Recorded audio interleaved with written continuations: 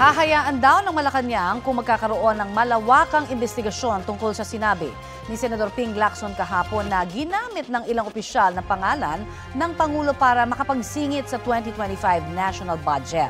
Ayon pa kay Palace Press Officer Undersecretary Claire Castro, maghihintay rin muna ang palasyo ng mga ebidensya at kung sino ang mga pupwedeng tumestigo.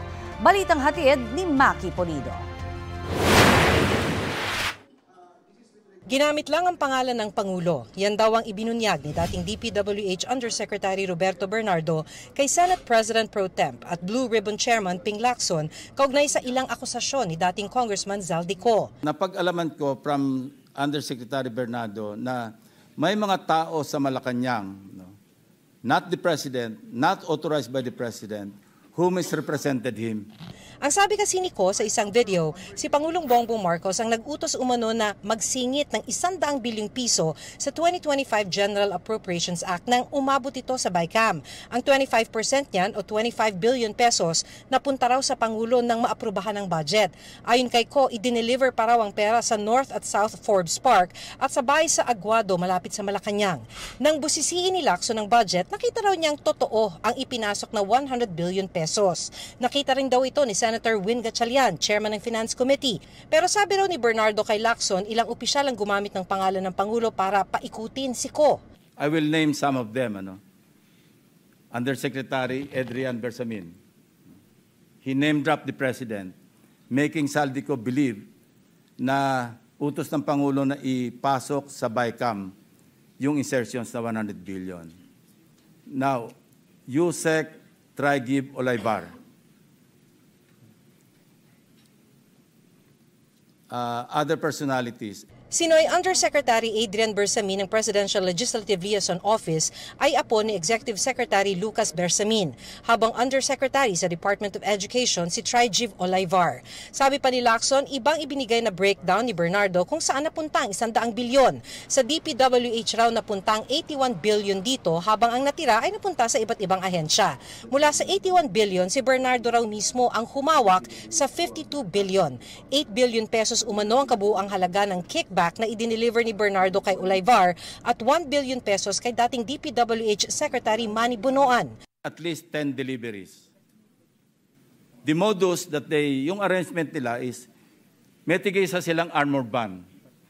May armored van si Yusek Olayvar, may armored van siya, magpapark sa basement ng Diamond Hotel, darating yung van driven by Olayvar, and possibly, sabi niya, hindi siya sigurado, and possibly along with Adrian Bersamin. Bakante yung armored van, ipapark, idadrive yung isang van na puno ng pera. Ranging from 800 million hanggang 2 billion. Umabot pa raw ng 2 billion ang isang delivery dahil hindi kaagad nasundo ni Olayvar.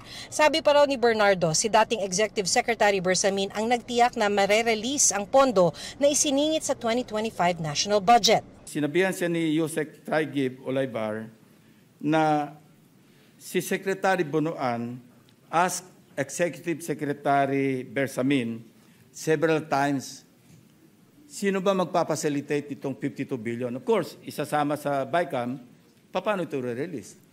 Sino magpapacilitate? Ang sagot ni ES Bersamin sa kanya, we will take care of it. Sila na raw ang bahala kung paano ayusin yung 52 billion.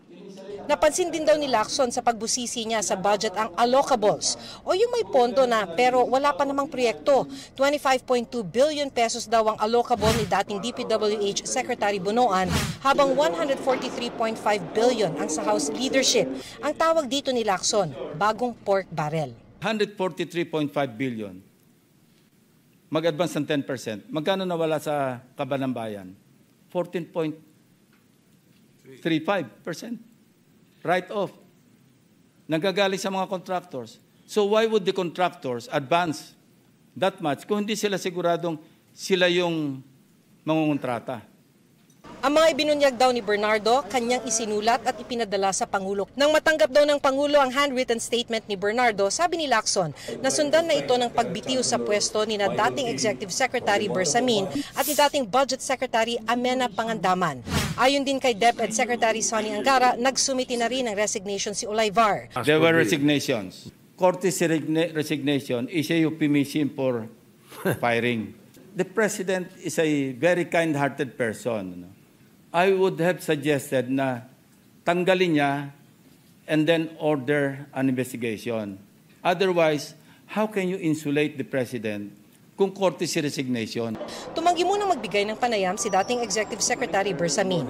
Iginagalang daw niya ang prerogative o ang karapatan ng Pangulo na magpasya. Patuloy namin kinukunan ng pahayag ang apo niyang si dating Undersecretary Bersamin at dating DepEd Undersecretary Olayvar. Dati namang sinabi ni Bunoan na wala siyang kinalaman sa mga maanumalyang transaksyon kaugnay sa flood control projects. Nag-resign daw siya para sa transparency. Nasa labas ng bansa si Bunoan para raw samahan ng kanyang asawa na magpatingin sa doktor. Sinisikap din naming makuha ang panig ni Ko. Maki Pulido nagbabalita para sa GMA Integrated News.